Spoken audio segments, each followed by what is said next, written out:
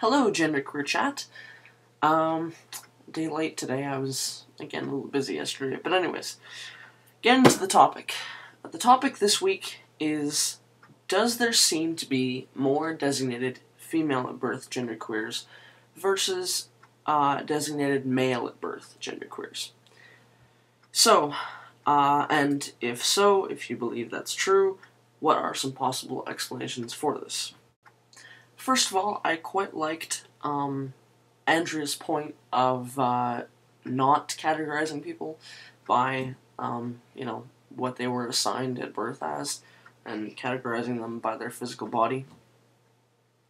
That is something that I should try to do less of. Definitely. And then the other thing that I quite liked out of other people's videos that I agreed with is Matt's, of course everybody said this, that girls seem to be, designated female at birth people. Girls seem to be allowed to have more typically masculine characteristics versus boys who, if they have any female characteristics, that is shunned more often, generally speaking, more often than girls. I quite liked Matt's point of course, saying that, and talking about how, the nicknames for feminine boys versus masculine girls. And I've thought about this a lot before, too. The fact that, even when I was entering puberty, and I realized that I was quite a tomboy as compared to other girls. And then I thought to myself, well, what is the equal word for boys who are, who act a little bit more like girls?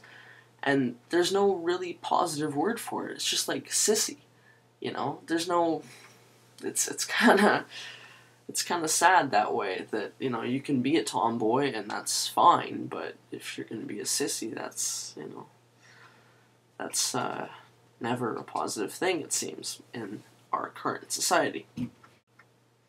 So when I first thought about this topic, I thought there's two ways of looking at it. And everyone so far has blamed society for the fact that there are probably, there could be possibly equal amounts of, gender non-conforming female assigned at birth versus male assigned at birth, but the fact is that feminine qualities are shunned in boys and masculine qualities aren't shunned quite as much in women, girls. So that seems to allow designated female at birth genderqueers more to be open about their gender identity as opposed to designated male at birth genderqueers. The thing is that, like someone else said, I can't remember who, it's very possible for these designated male at birth people to identify, solely as trans women instead of being somewhere in the middle, because maybe they think that that's more acceptable. I don't know. So that could make up for it. I don't know.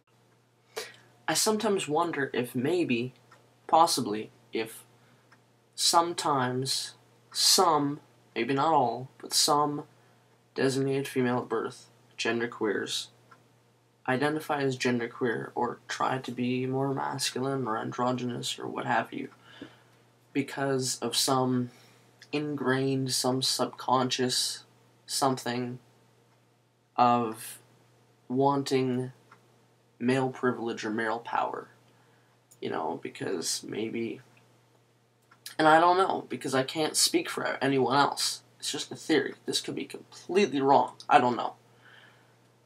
It's just a thought. What if the effects are, how much, and again, it's all theories, but, is there patriarchy in our society? You can't prove it one way or the other, certainly. But if there is, could that be a factor? I don't know. I know in my own life, my reasons, could be attributed to, well, this is a little bit off topic, but my reasons could be attributed to the fact that I was raised by my dad, right? So whether the patriarchy had any influence, who knows? Who knows? I have no idea. But yeah, I don't know. It's just a thought, whether that's a factor or not. And again, of course, the issue of that masculine qualities seem to be less of a problem. Seem to be okay, usually in girls. So I think that's about all I can say on the topic today. Those are my ramblings for today. The other people on GenderqueerChat pretty much already said everything there is to be said. So, that's it. The basic thing is masculine qualities seem to be more accepted in our society today as opposed to feminine qualities in boys. So that's about it. Alright, see you next week.